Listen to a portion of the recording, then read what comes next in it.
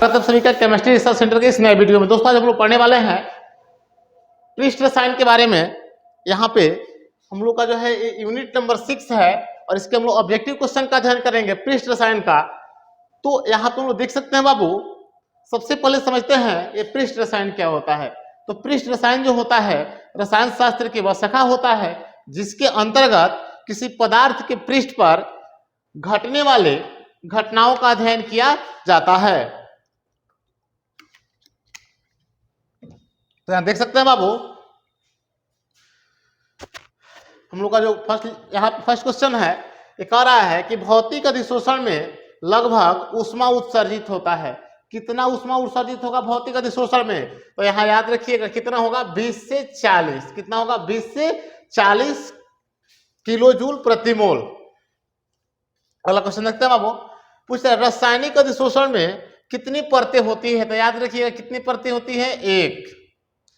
3 number question कह रहा है बाबू कि दूध, यहाँ पे क्वेश्चन है कि दूध निम्नलिखित में से किसका उदाहरण है? बताइए दूध किसका उदाहरण होगा? यहाँ पे निलंबन का, सॉल का, इनमें से कोई नहीं है और पायस का। बताइए तो दूध है यहाँ पे बाबू, याद रखिएगा क्या है? पायस है।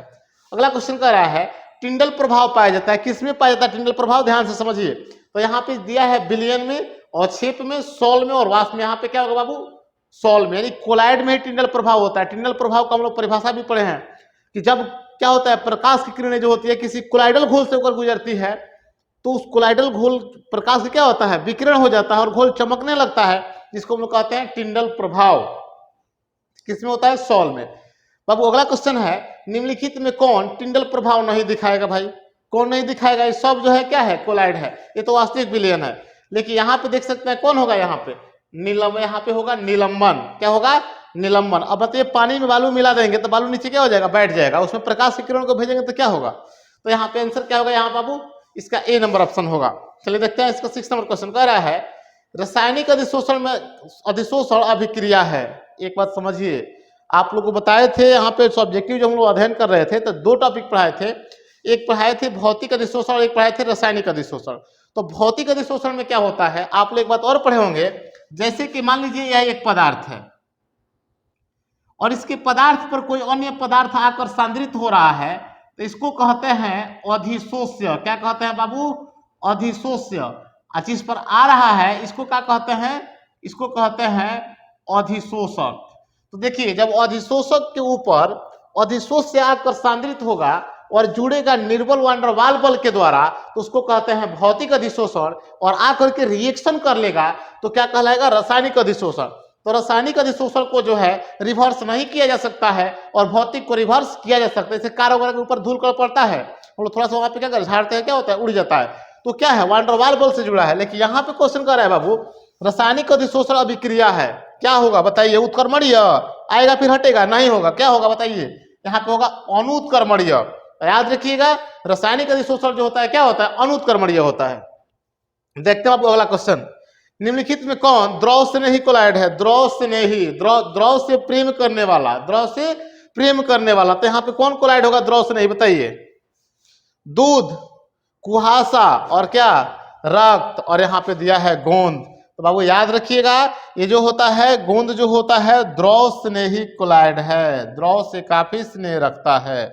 चलिए देखते हैं इसका 8 नंबर क्वेश्चन कह रहा है कि पायस एक कोलाइडी विलयन है।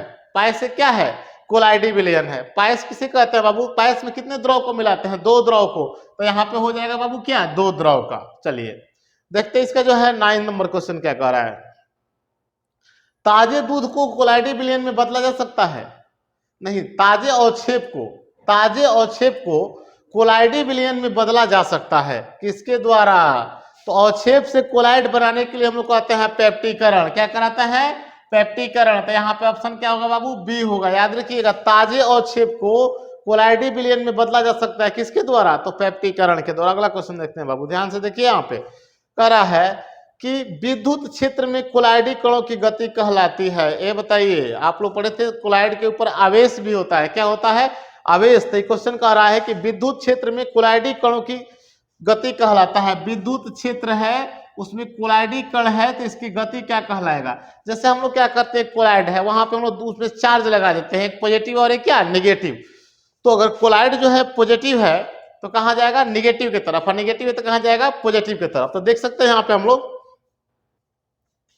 क्या कहलाएगा, वैद्युत कण संचलन। क्या कहलाएगा, विद्युत क्षेत्र में कुलाइडी कणों की जो गति होती है उस गति को हम लोग कहते हैं विद्युत कण संचलन, यानी बाबू इसी को इलेक्ट्रोफोरेसिस के नाम से भी जाना जाता है। ध्यान से देखिए यहाँ पे 11 नंबर क्वेश्चन कह रहा है बाबू, अधिशोषण हमेशा होता है। बताइए अधिशोषण क्या होता है, ऊष्माक्षेपी होता है। क्या होता है, ऊष्माक्षेपी। यहाँ पे जब भी किसी पदार्थ के पृष्ठ पर कोई अन्य पदार्थ आकर सांद्रित होता है तो उसके पृष्ठ की जो ऊर्जा होता है ऊष्मा के रूप में क्या होता है, बाहर निकल जाता है। यहाँ पे क्या हो जाएगा बाबू, ऊष्माक्षेपी होगा। चलिए देखते हैं इसका 12 नंबर क्वेश्चन का रहा है, भौतिक अधिशोषण की दर बढ़ता है।